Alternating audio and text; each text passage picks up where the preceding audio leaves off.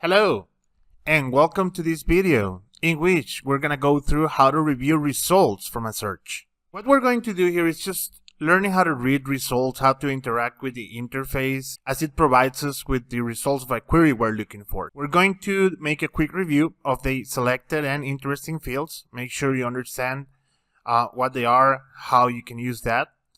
Then drilling down on fields and values, and even going into the event viewer display options, whether list, row, or table, which are just ways to visualize the same results, but which might be useful in different occasions or for different purposes. So with that, let's jump into a demo. So what we have here is the same search that we have been using in the past video, but now we're going to focus on how to read the results that are displayed after we run a search.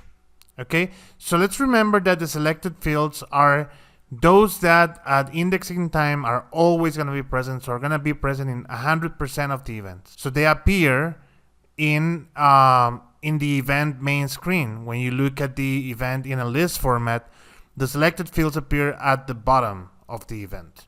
And then the interesting fields that you see here, they are present in at least 20% of the event. So their coverage is at least 20% of the event.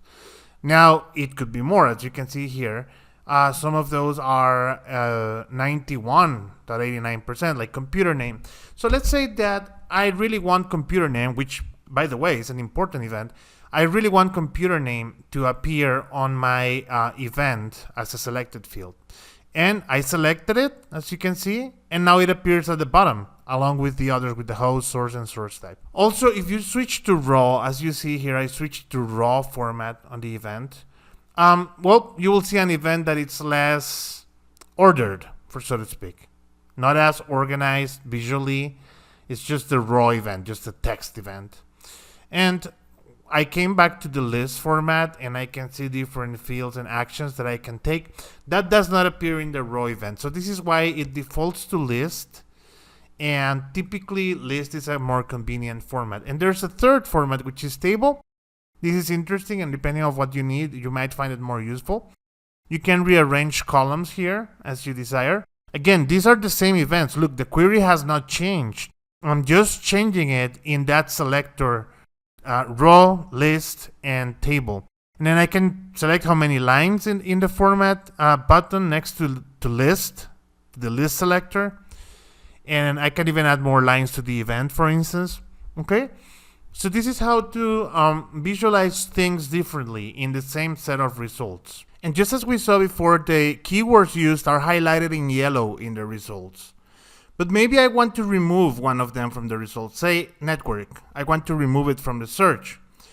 I just highlighted or clicked the highlighted word and clicked on remove, and this is the result. Now it's looking for error and not error log, but it's not showing anything that says network. Now back to the previous search. If we go again to our selected fields, remember we added computer name to the selected fields, and there is a value that appears a lot, that first one there. I can just click on it, and just by clicking on that link appearing in the results at the left bar, I can add that computer name to my search, so I focus only on those results that contain that computer name, which are 30. One last thing I would like to show you in this video is that for the fields appearing in the sidebar, there are other options that they give you that are pre-built for you. For instance, in event type, if I want to see the rare values, so the ones that are not showing a lot or the less common, I can just click on rare values.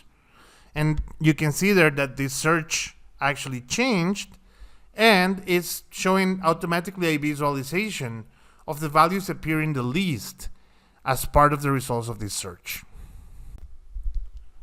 We are done for this video. Thank you very much for watching. I will leave you an assignment as usually so that you can go ahead and play with this and explore the different options that you get from the interface when reading results. So have fun with that, and I'll see you in the next video.